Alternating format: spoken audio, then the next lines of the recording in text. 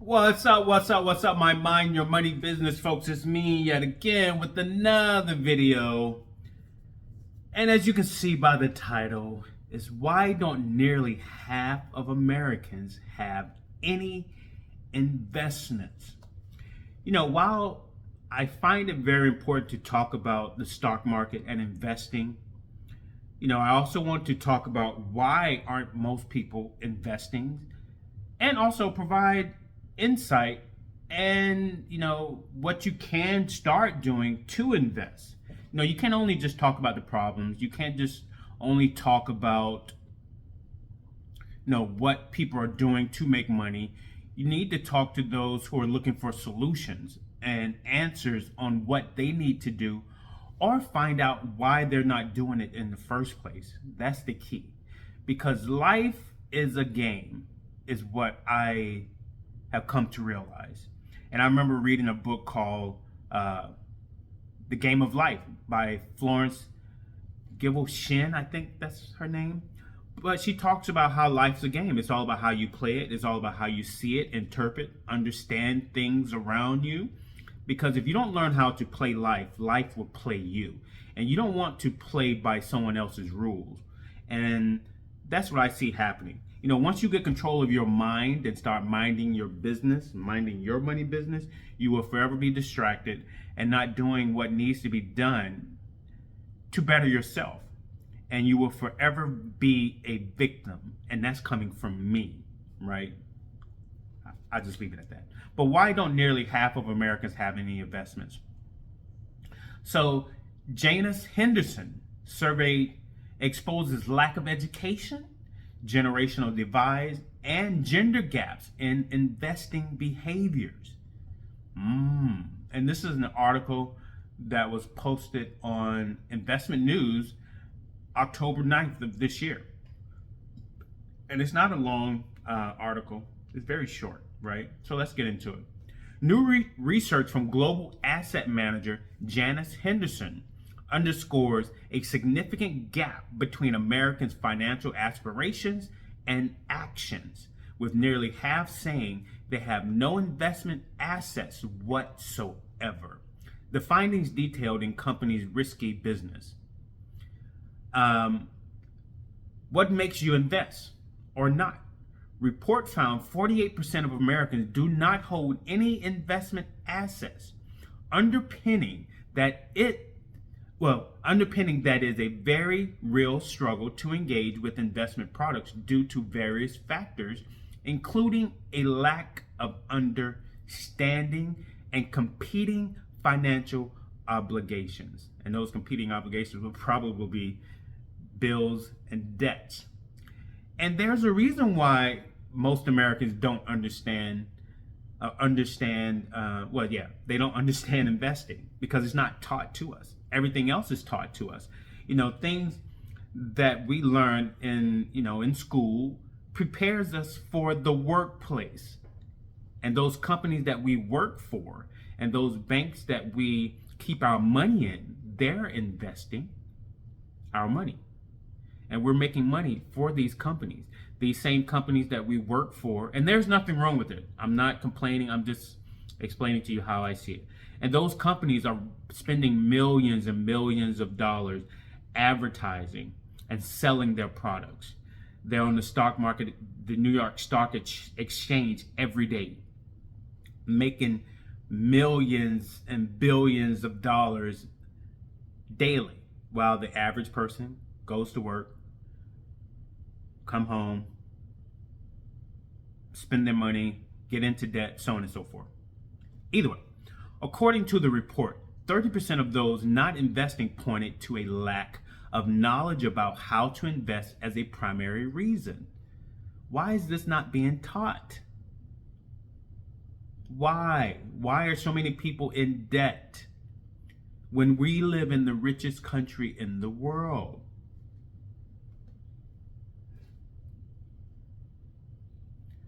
It's clear that a lack of understanding around how to invest is still playing a large part in the financial planning behaviors and decisions of the U.S. population.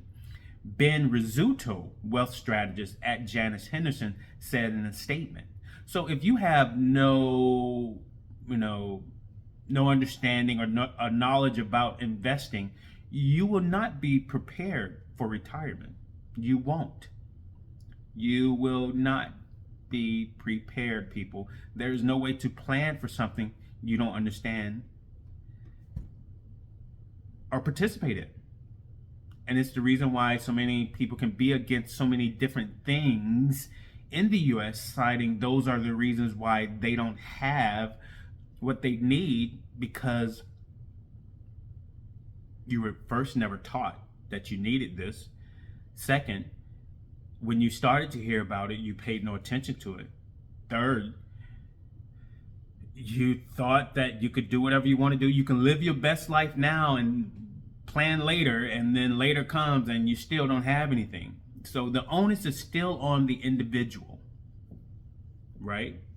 Like, we hear things, at least I can speak for myself. I heard things throughout the years and I decided, I'm like, I have time. Heard it again, I have time.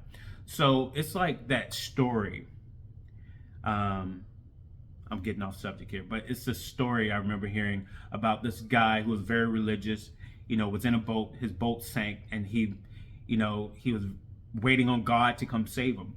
And so, make a long story short, 3 people came by in boat trying to save the guy, and he would not get in the boat because he was waiting for God, only to drown, goes to heaven, and he asks God, why didn't you save me? And God said, I sent you 3 boats, and you refused to get into any of them. So I said all that to say this. We hear things throughout our lives, at least I did, and a lot of us are the same. We may not look the same, we may not act the same, but we hear some of the same things. I remember my mother saying, you need to save more money, you need to stop spending. I remember hearing, supervisors saying, hey, you need to put this amount of money away, you need to invest this. And I did not listen when I was younger. And a lot of times when you don't listen when you're younger, in your younger years, in your best years, right, we do what we want to do. And that's like a newborn baby, trying to take care of itself. When wisdom is being bestowed upon us, a lot of times we don't want to listen. We think we know what's best for us. And that's how a lot of us, at least that's how I operated. Because, again, disclaimer, I'm not a financial advisor. I'm not pretending to be one. Any information in my videos and on my channel is for entertainment purposes only and expresses my opinion, right? So please seek financial guidance and help from a financial planner or manager before you invest any of your money. But I'm just talking, right? So oftentimes we get those, those little snugs saying, hey, you need to do this, hey, you need to do that. And oftentimes we don't listen. And then it's easy to blame other people, places, and things for our shortcomings, because we live in a culture or in a place where, it's easy to put the blame off on someone else. It's mommy and daddy's fault. It's your husband. It's your kid's fault. It's your friend's fault. It's immigrants' fault. It's Congress' fault. And vice, looking in the mirror and self-reflecting on how we or I am the problem. I made the mistakes. I refused to listen. So yeah, and it's all about working smarter and not harder. So it says here in the article, again, it's very short. Other common barriers included a preference for keeping funds in more liquid options like savings and checking accounts, 38%, financial commitments such as debt, 30%, and self-professed lack of means to get started, 28%. So a lot of people, 38% of these people that he spoke to for this article, they keep their money liquid in checking and savings account. Why? Do you know that the banks invest your money? That's why you have banks that crash when there's a financial crisis, because they don't have enough assets within the bank to cover, all the accounts. They take your money and they invest it. They can invest your money into the stock market and make 20, 30%, maybe even 100%, depending upon what they're investing in, and give you I don't know, 0.5% interest on your account while they're making 20, 10, 20, 30, 40% on your money. But that's the way the business is set up. So you're not making any interest on your money by leaving it in the bank. Now, my mentor Dave Ramsey says you should have a emergency fund. An emergency fund can consist of 3 to 6 months. I personally have more than 6 months of an emergency fund in my bank account. And that emergency fund covers expenses like, say, God forbid, I lose my job. So your emergency fund should consist of all of your monthly expenses. You should have 6 months of that saved up. That includes your rent, your mortgage, your utilities, your insurances, health, car, your property taxes, so on and so forth. And that could be a lot of money for people, right? And if your expenses are high, why can't you have 3 to 6 months of that saved? If you find it impossible to do so, that means you're living way above your means, and you're one of those Americans, or some of those Americans, that are living paycheck to paycheck.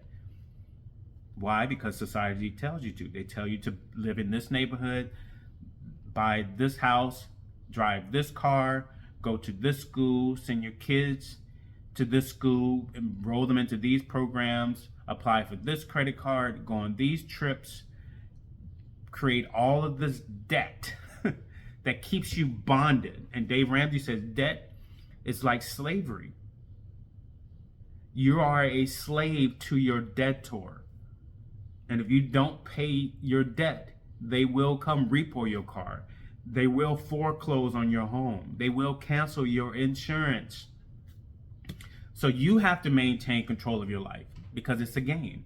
You have to learn how to play the game. If you don't learn how to play the game, you will continue to be played. If you don't give yourself direction, you will be going at the direction and, wherever the news, social media tells you to go. Again, applying for this credit card, getting into the student loan debt, applying for these car loans that you don't need, so on and so forth. So you have to gain control. That's what it's all about. Like, creating a budget is all about controlling your life and your expenses. You need to tell your money where to go via a budget. Vice trying to realize or figure out at the end of the month, where did your money go? Or before the end of the month, like, where did all my money go? I make good money. Why don't I have anything left? Why can I not invest anything? More than likely, you're living above your means. Dave says, live below your means. This whole, I have to live my best life in my 20s and 30s and 40s. Those are your prime, your 20s and your 30s are your prime years. 40, you should start to kind of level off. Maybe 50, you should be kind of leveled, preparing yourself. You should be preparing yourself for the later years. And I will say that is one thing I had a hard time conceptualizing or understanding when I was 18, 19, in my 20s. Like, why do I need to save that amount of money? I have time. I'm young. I'll figure it out later. But life happens. You have children. You get married. You create debt. And now you find it hard to do those things that you were putting off in your later years because you did not create a plan. You didn't have a plan. Our parents didn't have a plan. So if our parents didn't have a plan, they couldn't teach us a plan. So a lot of us, myself included, can't speak for everyone, had to figure things out on their own. Because I was just always curious, like, what's the problem? Or what is my problem? Again, just reading books on psychology, trying to understand myself is what led me down, I would say, this rabbit hole of like self-discovery. And I'm still discovering and learning things. And it sucks. It really does suck because I'm unlearning so many things that I used to believe was right. And now I see, no, that's wrong. And that's a painful, dark, hard, sometimes depressing, sad thing to do, is to realize that everything that you thought was right wasn't or isn't. And you see yourself going right and everyone else is going left, and you're like, hey, follow me, you're going the wrong way, and they're like, you're crazy. I have family members that actually tell me that I'm crazy, or I'm weird. They say things because they just don't understand, and I'm like, and I no longer say anything. I said, okay, but I'm not experiencing the problems that they're experiencing, right? So either way, here nor there. Back to the guy in the boat. We receive nudges and ideas and thoughts from people all the time about what we should be doing, especially if they're older than us and they're more experienced. And often, or they don't even have to be older, they can be our same age, and maybe sometimes they could be younger, but we just refuse not to listen because we're programmed to think and believe the total opposite. Like, I honestly thought investing was harder than what it is. And when I started investing, I could not believe how much money is being made in the stock market. It is bananas. I had no idea companies paid you for owning their stocks. I'm like, who does that? Yeah, but that's what the stock market does. Coca-Cola does it. A lot of you drink Coke products every day. Coke pays you for owning their stock. Johnson & Johnson. A lot of people buy Johnson & Johnson baby powder, shampoo, wipes every week. They pay you for owning their stock. AT&T. A lot of you have AT&T services, but you don't invest into their stock. Starbucks. All of these things, right? But we are not taught these things. And then companies have gotten out of paying your retirement. They got out of paying pensions by creating a 401k program. And because people are not familiar with or understand investing, they don't participate a hell of a lot into their 401k program. They may contribute 3%, so yeah. So back to the article. It says, when asked what would encourage them to invest sooner, 56% of sideline sitters cited the idea of having more disposable income. Access to information and education about investing was a distant but clear second, shared by 29%, followed by improved confidence in financial markets, noted by 24%. No disposable income. Maybe working at that fast food place isn't going to help support you and your 3 children. Again, everything that we do in life, we made the decision to do so. So what I've come to understand for me, all the hell that I have experienced in life, majority of it in my adulthood, where I was actually in control, but I might have given over the control, I made the decision to do so. It's like an example of the vampire. Like the vampire, if you were in your home, like the movie, right? If you were in your home, the vampire could not get to you unless you invited him or her in. And then if you invited him or her in, then whatever happens, happens. Right? So a lot of the problems and situations that we find ourselves in, we put ourselves there. We put ourselves in that dilemma, in that problematic situation, relationship. And we have to make better decisions. We have to take responsibility over our lives and realize that, okay, if I put myself in this situation, I can also get myself out of it. You may have to seek, a job elsewhere. Learn a skill. Take a chance. You have to bet on yourself. And a lot of fear holds most people back. Fear has held me back for a very long time. And I remember learning that fear stands for false evidence appearing real. You can do it. But in order to do it right, you're going to have to go on what Joseph Campbell calls that hero's journey. And that journey, it sucks. It sucks.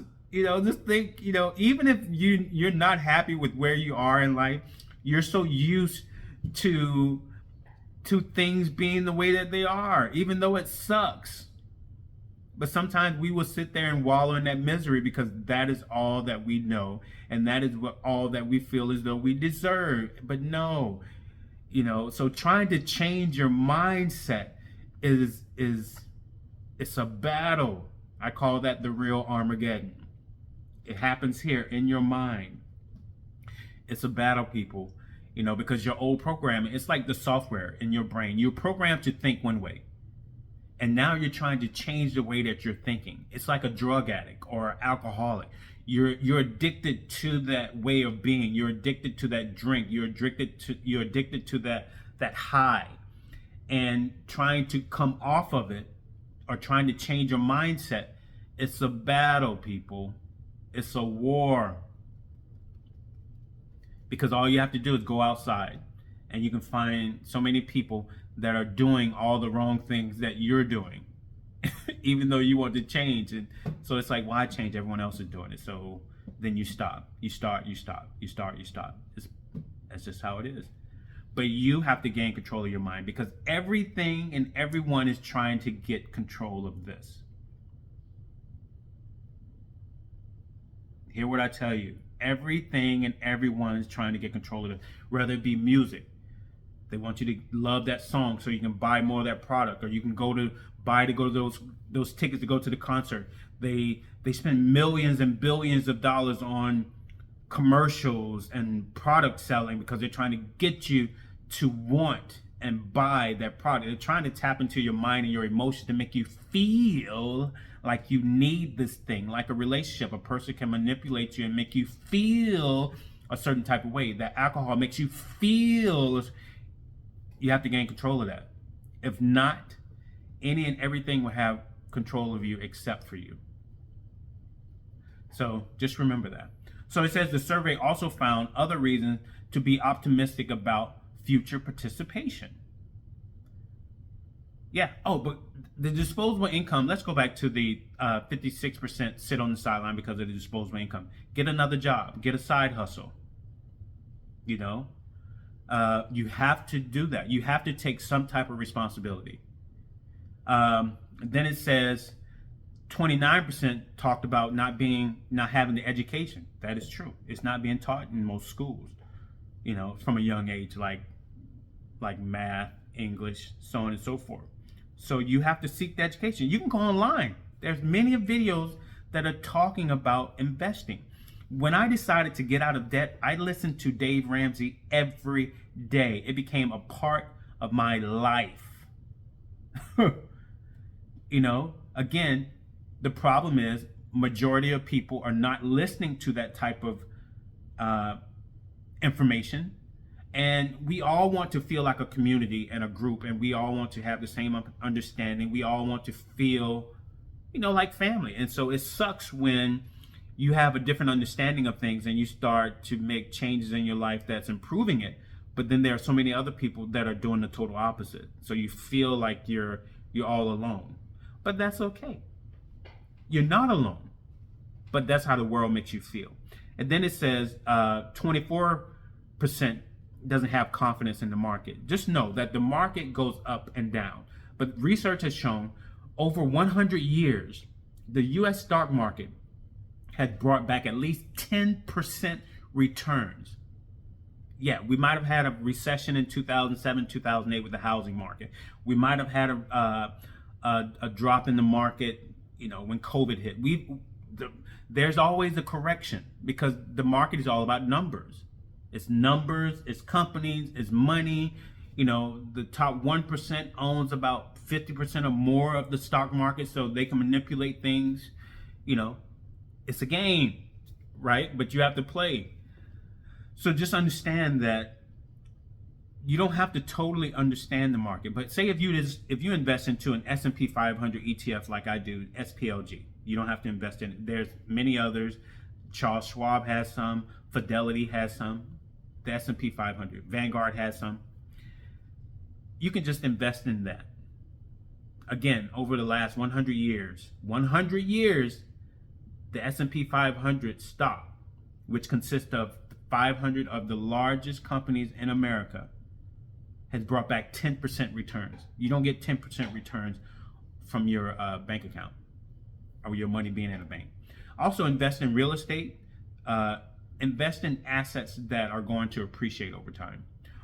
But because it's not taught, you're going to have to learn. You're going to have you, right? If no one's teaching you, that's fine. You can't complain about it. Who cares? Okay, it's not being taught in schools. But those of us that want to know will learn.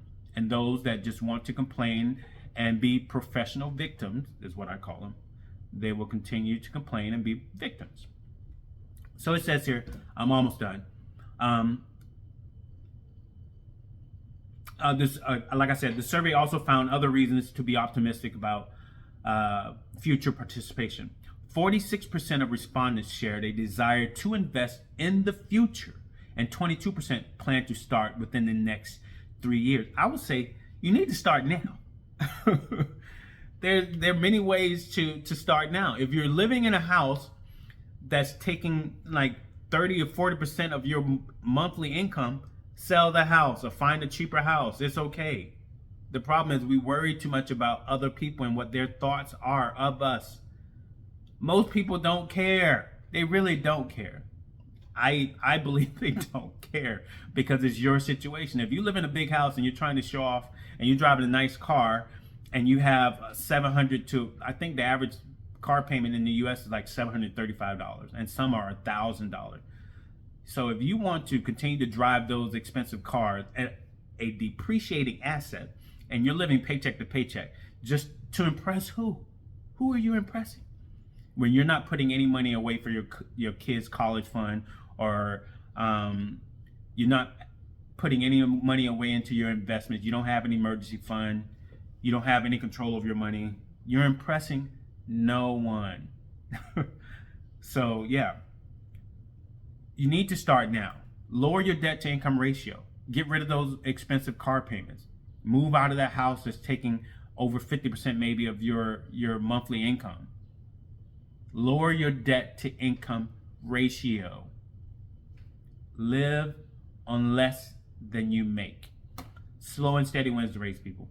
Slow and steady, because while you're taking your time, you learn more and you appreciate the journey, the hero's journey.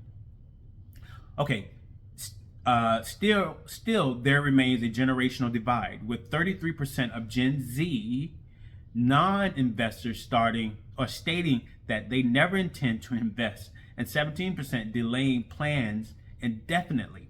That's because they've lived through crashes and they see how money can be lost. Again, fear that happens for a reason.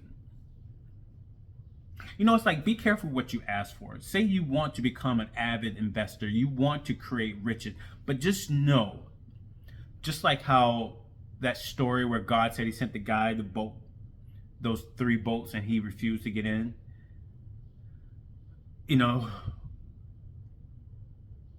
When you create these goals and these visions for your life, you will be tested.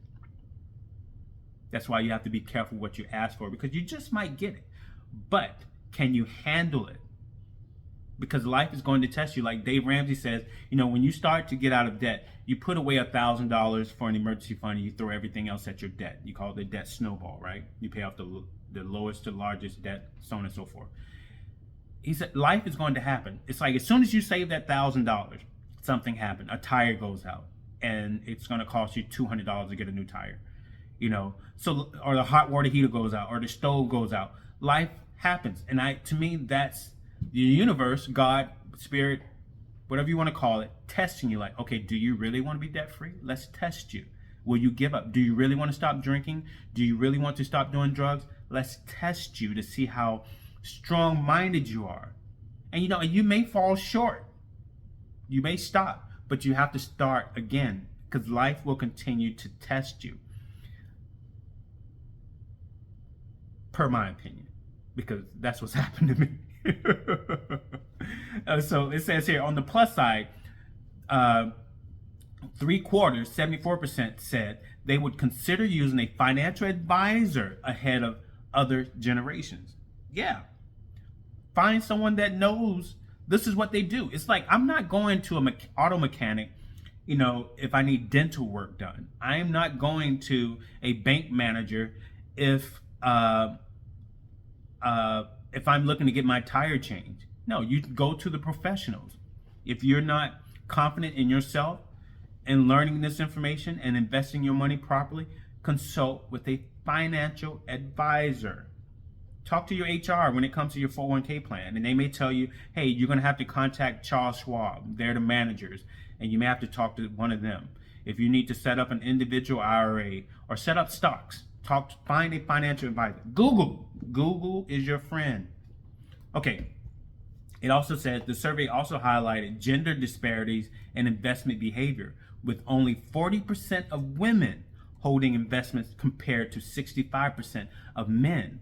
And remember, I think women are higher college graduates than men these days, right? But comes college and graduating with these degrees, which is great, comes a lot of debt. And a lot of these commercials and the spending of money is catered. Well, commercials are catered towards women. Women spend a lot of money because they do. They're women. That's what they do. So this kind of sort of makes sense. It says female respondents were also more likely to cite lack of knowledge as a barrier to investing, with 23% indicating it as a key obstacle. So investing is a crucial pillar of individual financial planning and can be a key route to financial empowerment. Rizzuto added, financial empowerment. Wouldn't you want to be in control of this game called life of yours? Wouldn't you want to feel empowered and confident and not easily manipulated or told to feel a certain way because you saw something on television or you heard, I don't know. Just, it would be good to feel more empowered. And I'm telling you, money is pretty much, it's a key part to having a solid foundation in this thing we call life. It's not the most important, but it's important. It's important, right? So that's all I wanted to talk about, other than just the stock market. I'm trying to find other topics to talk about on my channel. So yeah, this one was why don't nearly half of Americans have any investments? So we have to educate ourselves, people. We have to seek and ye shall find. You have to look for this. You have to want to do it. You have to create a plan and then execute the plan, because faith without works is dead. It's one thing to think good thoughts, but there has to be some type of movement or action behind it, because that's how it comes into fruition. Sitting back and waiting, it's like that guy in the ocean. You may die before that help ever comes, because you were supposed to also do a thing, and because you never did that thing, you never sought financial advice, you never got out of debt, you never sought, better employment. You never, it's you. The key is saying you. I kept saying you. So the answer is you. Yeah, so I ended on that note. All right, you guys take care. Like, comment, subscribe, share this video. Let me know what you think, if you think anything at all. All right, you guys take care. Peace.